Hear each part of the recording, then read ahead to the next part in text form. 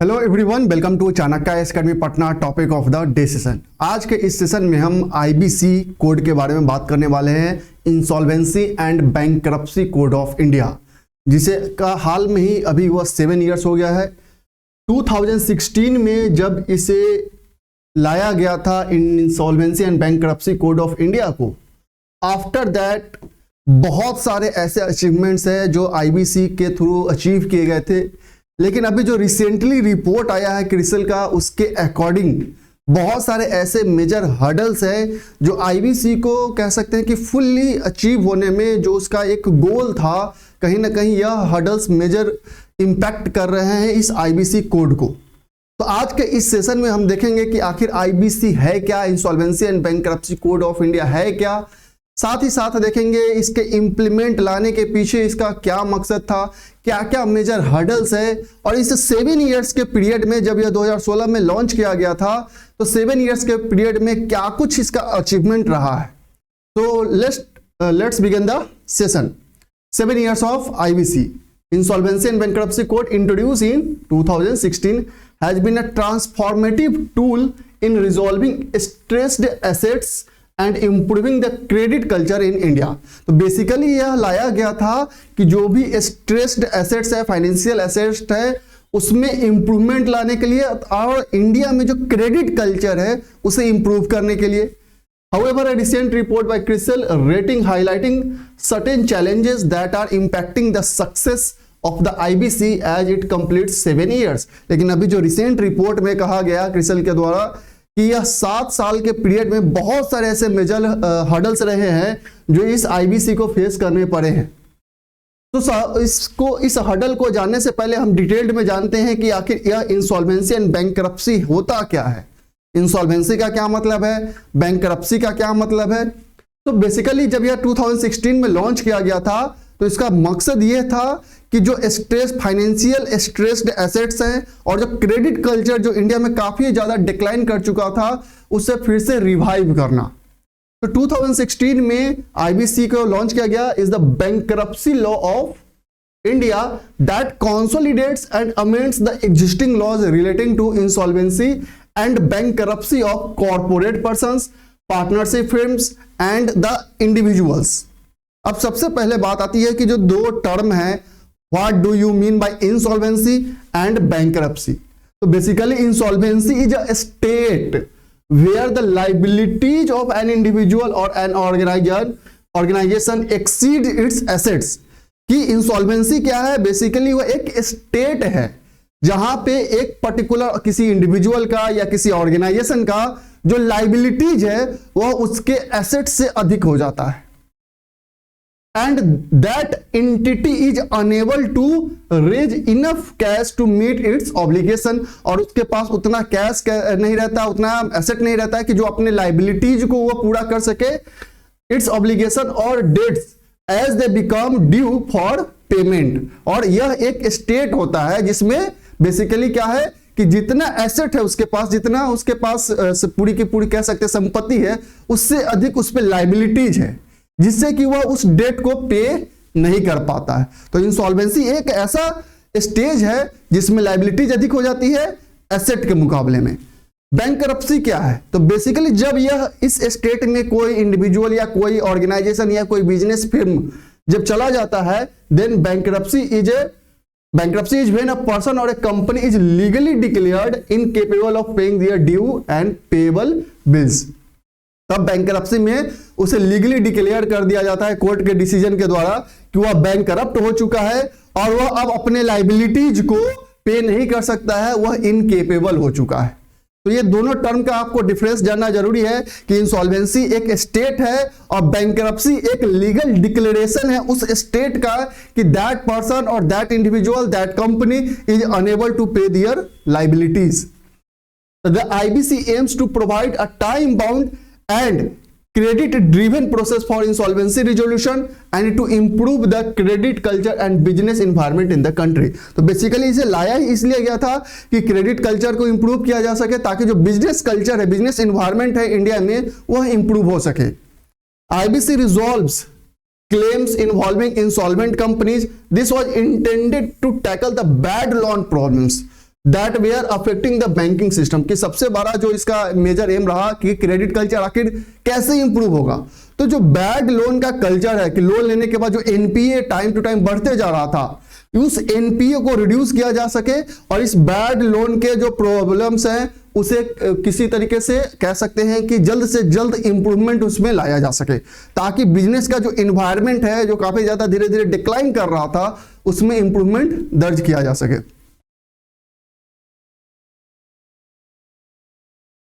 Regulating authority, अब कौन कौन सा अथॉरिटी है जो इस आईबीसी को रेगुलेट करती है?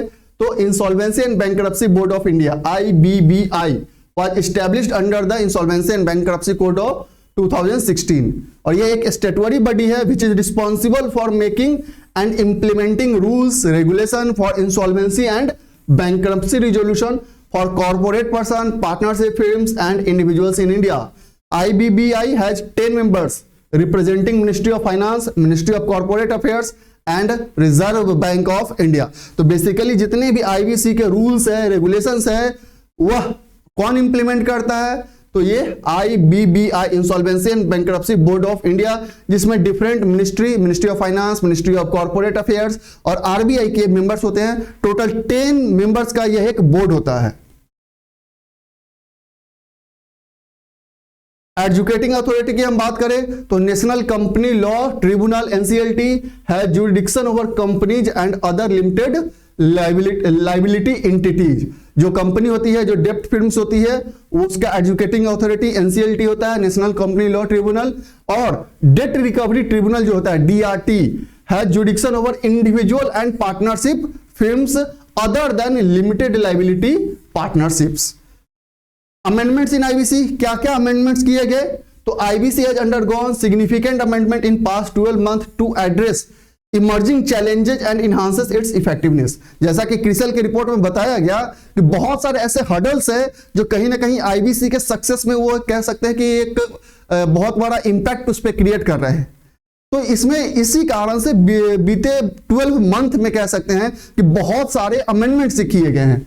These amendments include the approval for the sale of assets or resolution plans on a segregated basis, an increase in the number of NCLT benches to 16, extended timelines for filing claims, sector-specific amendments like provision for the audit of corporate debtors, modification in the Form G2 have been introduced to address the unique challenges. तो ये सारे amendments जो हैं ये बीते 12 महीने में किए गए हैं ताकि जो चैलेंजेज फेस कर रहा है आईबीसी उसे इंप्रूव किया जा सके और अधिक से अधिक इसका यूज किया जा सके। अब बात करते हैं कुछ अचीवमेंट्स की। ऐसा नहीं है कि हडल था तो इसमें कुछ अचीवमेंट्स नहीं हुआ है। बीते 7 सालों में बहुत सारे ऐसे अचीवमेंट्स हैं जो आईबीसी के थ्रू जो फाइनेंशियल सेक्टर में अचीव किए गए हैं। जैसे हम बात करें 2016 के बाद से IBC has resolved 3.16 lakh crore डेप्ट stuck in 808 cases in 7 years according to CRISIL. इसी का रिपोर्ट है, क्रिसल की रिपोर्ट के अकॉर्डिंग ही जो लगभग 7 सालों में 808 केसेस को रिसॉल्व करने के बाद जो अप्रॉक्स 3.16 लाख करोड़ का जो डेप्ट जो है वह फिर से रिकवर किया गया है through IBC. It has resolve a significant amount of stressed asset with better recovery rates compare to previous mechanism like debt recovery tribunal, securitization and reconstruction of financial asset and enforcement of security interest act 2002 and लोक अदालत। तो ऐसे बहुत सारे assets को भी इसने और भी रिसॉल्व किया है। IBC has achieved higher recovery rates with creditors realising 32% of admitted claims on an average of and 169% of liquidation value. In contrast other mechanism had a recovery rates ranging from 5 to 20%। So basically क्या है कि ये जो है कह सकते हैं कि जो मैकेनिज्म है जिसके थ्रू आईबीसी रिकवर कर रहा है अपने एसेट्स को वो काफी ज्यादा इंप्रूवमेंट देखा गया है और ये कह सकते हैं कि सक्सेस देखा गया है इन 7 years में।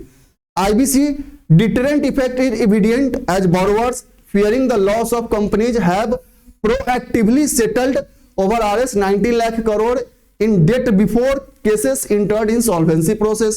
और बहुत सारे ऐसे कह सकते हैं इफेक्टिव एविडेंट जो बोरोवर्स के थे fearing the loss of companies have proactively settled over 9 lakh crore debt before cases entered the insolvency process।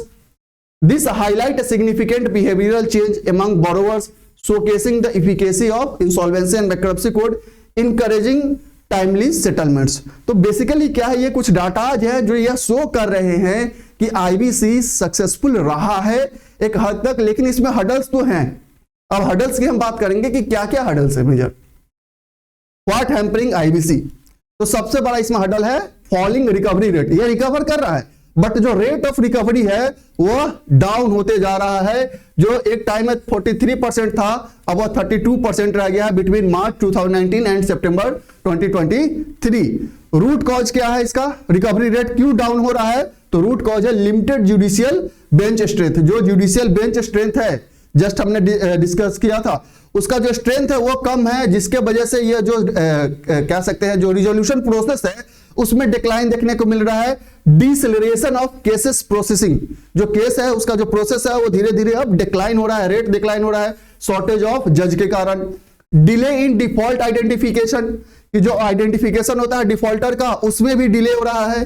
Time consuming process for identifying and acknowledging the default contribute to reduced recovery rates. It hampers timely initiation of resolution proceedings contributing to reduced recovery rates। इसके कारण जी चूंकि जो defaulter है उसको ही identify करने में काफी ज्यादा टाइम लगता है, दैट्स वाई भी रिकवरी में ज्यादा टाइम लग रहा है। इसका इंपैक्ट क्या हो रहा है, डिमिनिशन ऑफ एसेट वैल्यू, कि जो वैल्यू है एसेट का वो धीरे धीरे डिक्लाइन हो जाएगा। Suboptimal recovery affecting creditor and stakeholders. और सबसे बड़ी बात की जो फेथ है आईबीसी में वो डिक्लाइन हो रहा है। इनका रिकवरी रेट जो था वो धीरे धीरे डिक्लाइन हो रहा है, रिकवर हो रहा है बट रेट ऑफ रिकवरी धीरे धीरे हो रहा है। इंक्रीज रिजोल्यूशन टाइम, जो रिजोल्यूशन टाइम है उसमें भी आप देखने को ज्यादा समय देखने को मिल रहा है। आप देख सकते हैं जो 324 डेज में रिकवर होता था, अब यह रिजोल्यूशन टाइम 653 डेज लग रहे हैं। बेल बियॉन्ड द स्पिचुएटेड 330 डेज, जो डिसाइडेड था कि 330 डेज का राउंड में हो जाना चाहिए वो 334 डेज में हो जा रहा था, लेकिन अब धीरे धीरे 653 डेज हो रहा है। रूट कॉज इसका क्या है, जो रिजोल्यूशन टाइम जो बढ़ गया उसका क्या मेजर कारण है? तो prolonged pre IBC admission stage, कि आईबीसी में आने के पहले ही उसके बहुत बड़ा एक स्टेज फेस करना पड़ता है। Significant delay in this stage lasting 650 days in fiscal year 2022 up from 450 days in fiscal year 2019। तो जो प्रीलॉन्ग्ड कह सकते हैं, प्रोलॉन्ग्ड जो प्री आईबीसी एडमिशन स्टेज है उस पे ही बहुत अधिक समय लग रहा है। तो रिजोल्यूशन तो ऑलरेडी बात है कि वो ज्यादा टाइम लेगा ही लेगा। फिर आता है इसका इंपैक्ट क्या होगा अगर रिजोल्यूशन टाइम में ज्यादा लगेगा? तो slower resolution process, suppression of recovery rate due to delay in initiating proceedings, कि आखिर इनिशिएट हो जितना जल्दी होगा उतना जल्दी रिसोल्व होगा, तो इनिशिएट करने में अधिक टाइम लग रहा है, दैट्स व्हाई रिजोल्यूशन में अधिक टाइम लग रहा है। सो ये सब मेजर हर्डल्स है in the success of IBC, जो रिसेंटली जिसका 7 इयर्स हुआ है। लेकिन हम ये नहीं कह सकते हैं कि आईबीसी के आने के बाद से रिकवरी नहीं हुए हैं, बहुत हद तक रिकवरी हुए हैं, जिसमें हमने डाटा देखा कि बीते 7 सालों में बहुत सारे अचीवमेंट्स हुए हैं। लेकिन अगर इन हर्डल्स पे ध्यान दिया जाए, जुडिशियल स्ट्रेंथ को बढ़ाया जाए, जो इनिशिएटिंग प्रोसेस है उसे जल्द से जल्द किया जाए, तो कहीं ना कहीं आईबीसी का और अधिक सक्सेस देखने को मिल सकता है। So that's all for today, thank you.